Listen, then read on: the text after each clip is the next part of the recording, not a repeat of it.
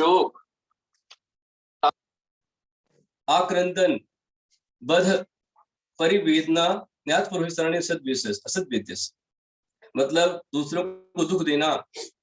शोक मतलब चिंता में खड़ा कर देना, संताप देना, स्वयं रोना, दूसरों को रुलाना, बंधन में डालना, मारना, स्वयं मरना, आत्महत्या के भाव होना, दूसरों को मारने के भाव होना, पीड़ा पहुंचाने के भाव जहां पर है, ये सबसे असाता विधि कर्म का बंध होता है। ये पाप, ये अधर्म।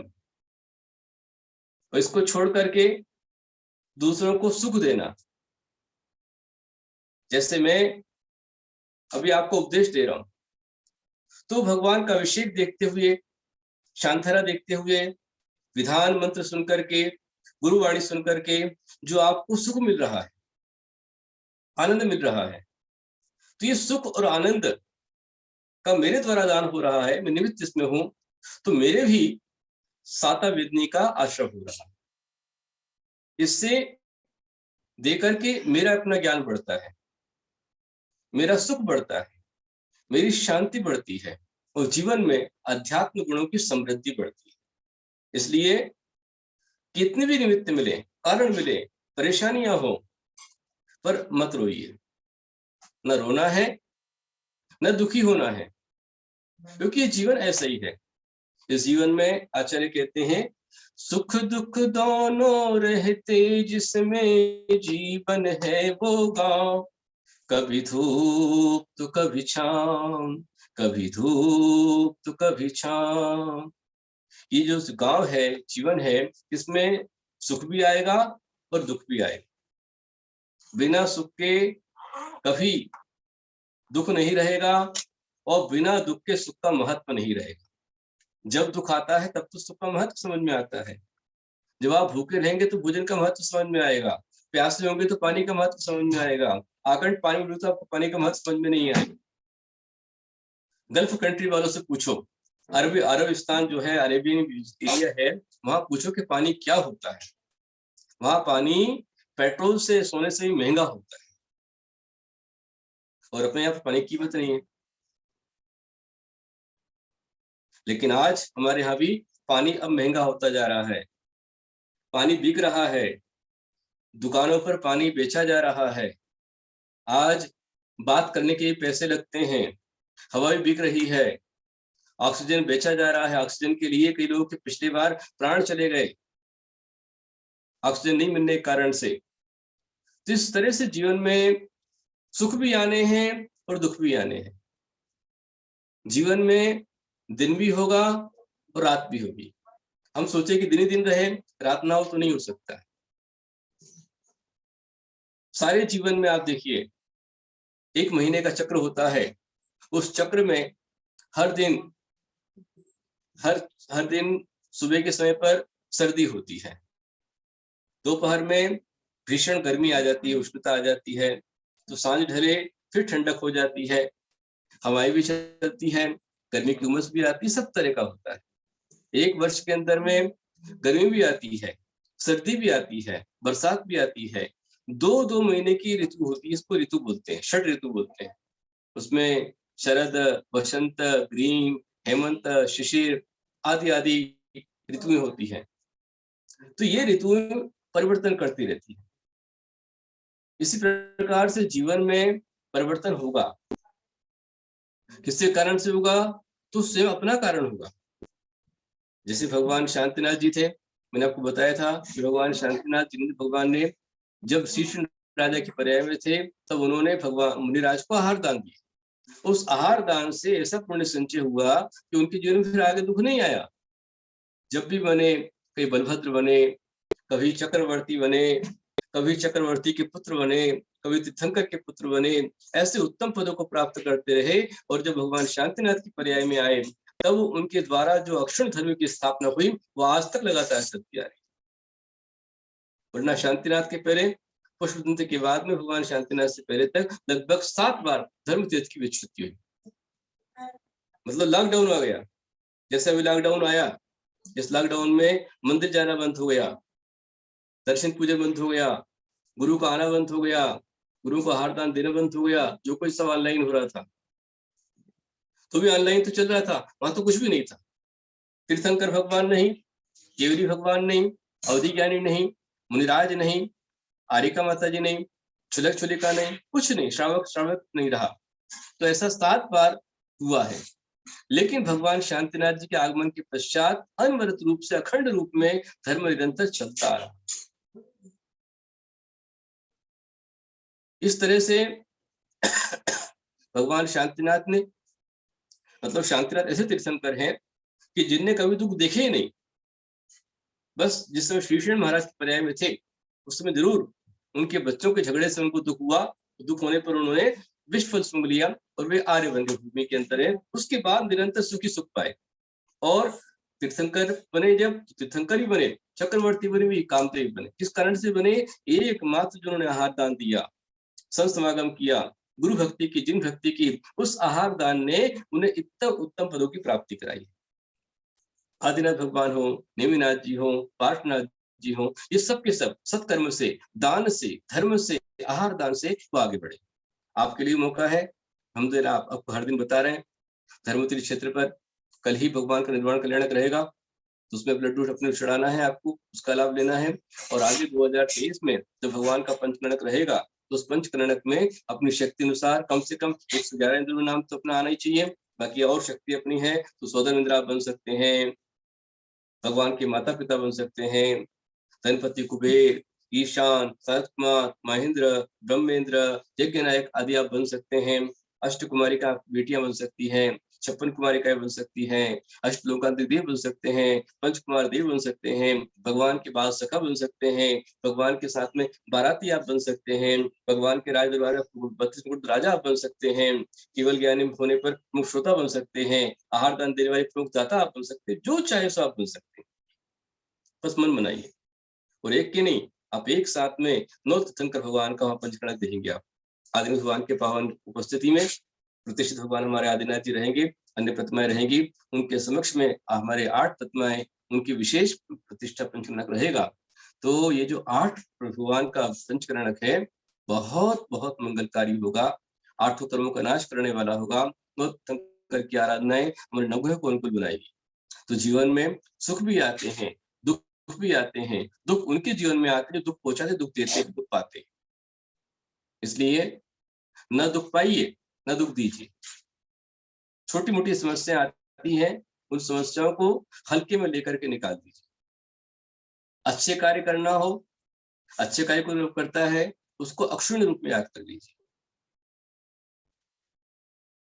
देखिए आप, कई लोग पूछते हैं कि हम लोग इतना धर्म करते हैं, इतना भक्ति करते हैं, इतना पूजन करते हैं, फिर भी हमारा संकट क्यों नहीं टलता है? धर्म का फल कहाँ है?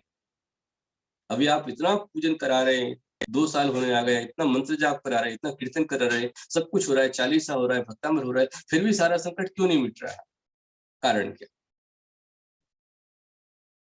ऐसे एक भक्त ने पूछा, गुरु से पूछा, गुरुदेव इतने लोग धर्म करते हैं, पर धर्म का फल कहाँ दिखता है?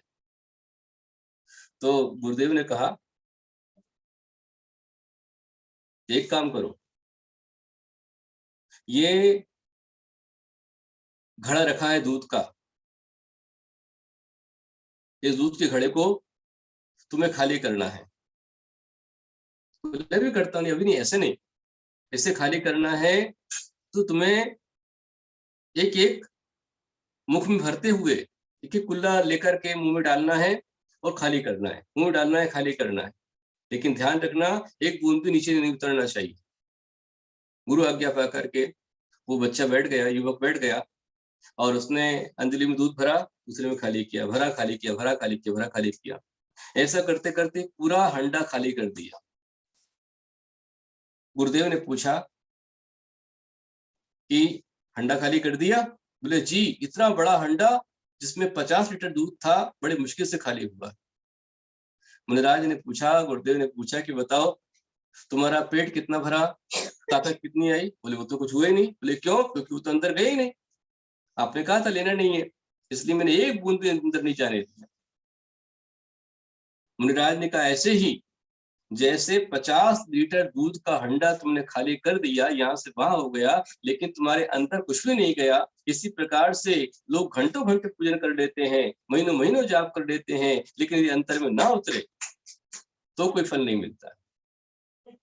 इसलिए अपने अंदर उतारिए, गहराई से कीजिए, डीप में कीजिए, भावनाओं से कीजिए। आप जो भावनाओं के साथ करेंगे, भक्ति के साथ में करेंगे, उपयोग लगाएंगे। इसलिए आचार्य भगवान कुमुदचंद स्वामी ने कल्याण मंदिर में कहा है, आकर्णितोऽपि महितोऽपि निरीक्षितोऽपि नूनं न चेतसि मया विधृतोऽसि भक्त्या जातोऽस्मि तेन जन बांधव दुःख पात्रम् यस्मात् क्रिया प्रतिफलन्ति न भाव शून्यः। हे प्रभु, आकर्णितोऽपि, मैंने आपकी महिमा को आकर्ण मतलब सुना, महितोऽपि देखा, जाना, निरीक्षितोऽपि आंखों से देख लिया, लेकिन देखने के बाद भी नूनम न चेत भक्ति, मेरे मन में भक्ति का भाव नहीं जगा। इसलिए जातोस्मि तेन जन बांधव दुख पात्र, में आज तक दुख का पात्र क्यों बना हूं? क्योंकि यस्मात् क्रिया प्रतिफलन्ति न भाव शून्य, हमारी जो भाव शून्य क्रियाएं हैं वो फल नहीं देती। आप स्कूल गए, यदि आपने भाव से पढ़ाई नहीं की तो आप कैसे पास होंगे? यदि आप दुकान पर बैठे हो, यदि आपका मन ही नहीं लगे दुकान पर बैठ करके, तो आप सफलता नहीं प्राप्त कर सकते हैं। आप प्रवचन सुनने आए हैं परंतु भाव तुम्हारा नहीं लगा हुआ है, क्या प्रवचन सुनेंगे आप? धर्म कर रहे हैं, भगवान का अभिषेक कर रहे हैं, पूजन कर रहे हैं, आहार दान दे रहे हैं, यदि मन तुम्हारा नहीं है तो कोई फल नहीं मिलेगा। इसलिए अपने भाव लगाना महत्वपूर्ण है। अपने भाव से आप थोड़ा भी करेंगे, बहुत कुछ फल मिलेगा। इसलिए भाव बनाइए, और भाव लगा करके कभी किसी को दुख मत दीजिए। देना है तो सुख दीजिए। जितना आप सुख बांटेंगे, सुख देंगे, और सुख ना दे पाए, कम से कम किसी को दुख मत दीजिए। यदि आप दुख नहीं देते हैं, किसी को पीड़ा नहीं पहुंचाते, किसी को परेशान नहीं करते हैं, कष्ट नहीं देते हैं, और दूसरों के दुख मिटाने को आप तैयार खड़े हुए हैं, तो ध्यान रखना कि दुख पाने वाला थोड़ी देर को दुखी हो सकता है, परंतु दुख को मिटाने वाला हमेशा के दुख को मिटा लेता है, स्वयं सुखी हो जाता है। बस यही तो और हमारे और तीर्थंकर में अंतर है।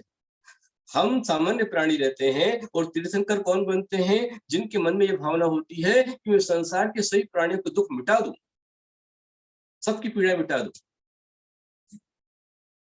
सारी पीड़ा मिटा दूं, सबका दुख मिटा दूं, मैं संसार के सब प्राणियों को उत्तम सुख में ले जाऊं, मोक्ष में ले जाऊं, सबको धर्म के रास्ते पर लगा दूं, ये तीव्र भावना उनकी बनती है। उसी भावना के कारण से वो आगे जाकर के सामान्य से तीर्थंकर बन जाए।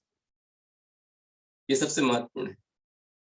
हम यदि सिर्फ अपना ही सोचते रहे, सेल्फिश रहे, तो कुछ नहीं कर पाएंगे। इसलिए अभी देखिए आप कि प्राय करके थोड़ा सा मौसम का प्रभाव हमारे पर पड़ा हुआ है। मैं हूँ, माता जी हैं, मेरे सभी लोग हैं, तो थोड़ा जुकाम है, खांसी है, कफ आ रहा है, तो बच भी रहा हूँ मैं। अभी जैसे आज मैं मंदिर में नहीं गया, और हमारे जो यहाँ के लोग हैं, अग्रवाल मंदिर, शांतिनाथ मंदिर से बहुत अच्छे लोग हैं, कमेटी के जो भक्त हैं, सारे पदाधिकारी सही बहुत अच्छे हैं, वो जानते हैं गुरुदेव तकलीफ हो रही है, इसलिए उन्होंने स्वयं कहा, गुरुदेव अभी आप बाहर मत निकलिए, ऑनलाइन ही चलने दीजिए, कम से कम आपकी सुरक्षा रहे, आपकी सुरक्षा हमारी सबसे बड़ा दायित्व है। ये भावना रखते हुए उन्होंने निवेदन किया, तो मैं अभी मंदिर कमरे के अंदर बैठा हूँ, और कमरे से बैठ करके आपको बात कर रहा हूँ, सुना रहा हूँ, ऑनलाइन चल रहा है।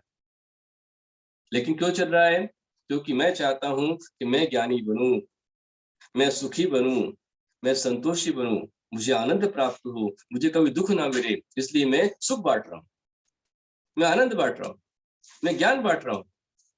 किसके लिए? मेरे अपने लिए। मेरा स्वार्थ है कि मुझे आनंद पाना है, तो आनंद पाने के लिए आनंद देना होगा, सुखी बनने के लिए सुख देना होगा। यदि मैं दुख पहुंचाऊंगा, कष्ट पहुंचाऊंगा, पीड़ाएं पहुंचाऊंगा, भय पैदा करूंगा, तो मैं स्वयं भयभीत रहूंगा। दुख पहुंचाने वाला दुखी होता है, और दुख मिटाने वाला सुखी होता है। दुख को दूर करने वाला सुखी होता है, सुख देने वाला परम सुखी होता है। किसी ने मुझे दुख दिया, वो उसका अपना कर्म, लेकिन मैं कभी किसी को दुख ना पहुंचाऊं, ये मेरा अपना, यही धर्म है। What is the religion? Religion is the path of peace and happiness.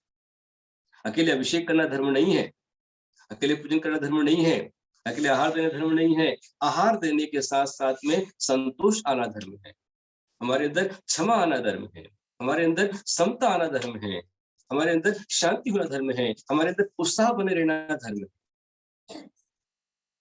जैसे हम हर दिन दुकान पर बड़े उत्साह से बैठते हैं, हर दिन चाहते हैं कि हमारी दुकान फुल चले, जो सामान है पूरा का पूरा बिक जाए और मुझे अच्छा प्रॉफिट हो जाए, ये आपकी रोज की भावना रहती कि नहीं रहती है? आप जब नौकरी करते हैं तो नौकरी में लगता है कि सबसे ज्यादा पैसा मेरे को मिलना चाहिए, मेरा हर काम सक्सेस होना चाहिए, ये भावना आपकी रहती है। किसी भी काम में जाए मैं टॉप करना चाहिए, भावना आपकी। इसी प्रकार से धर्म के क्षेत्र में भी ध्यान रखें, यहाँ पर भी मैं धर्म करने आया हूँ तो मुझे पूरा फल मिलना चाहिए। पूरा फल पाना है तो पूरा फल पाने के लिए भाव लगाने होंगे, उपयोग लगाना होगा, चित्त लगाना होगा, और अपनी ओर से किसी को विघ्न ना आवे, किसी को कष्ट ना पहुंचे, किसी को पीड़ा ना पहुंचे, ये विशेष ध्यान रखना। यदि आप इस तरह से करते हैं, समता से रहते हैं, समता बांटते हैं, शांति बांटते हैं, आनंद बांटते हैं, आनंद देते हैं, तो आनंद ही आनंद प्राप्त करते हैं। जो देता है, जो जैसा देता है उसको वैसा मिलता है, ऐसा मैंने अनेक बार सुनाया हुआ है। जैसे किसान यदि अच्छी नस्ल का बीज जमीन के अंदर लगाता है तो अच्छी फसल प्राप्त करता है।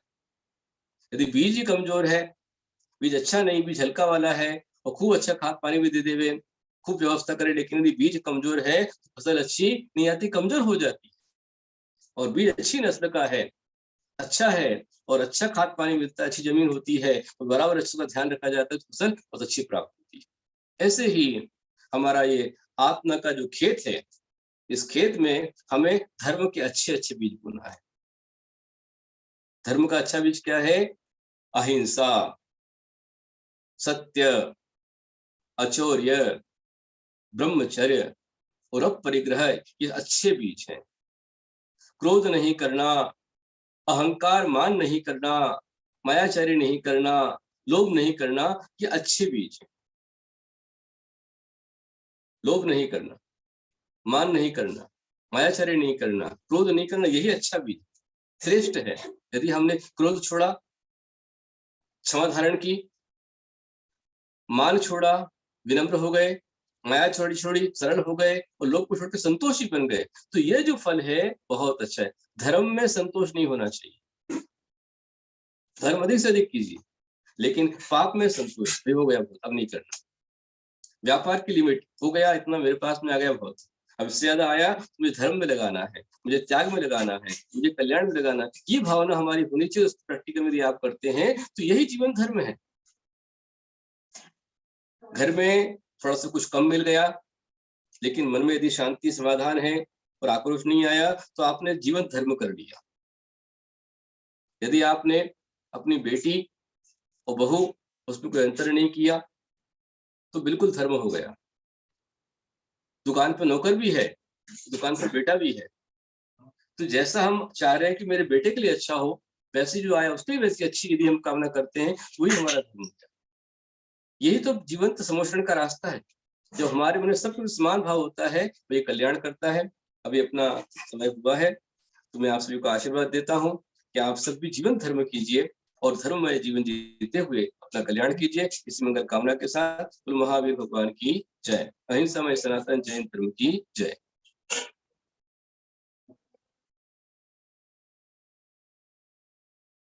आप प्रेरणा जी मीटिंग को पूरा कीजिए।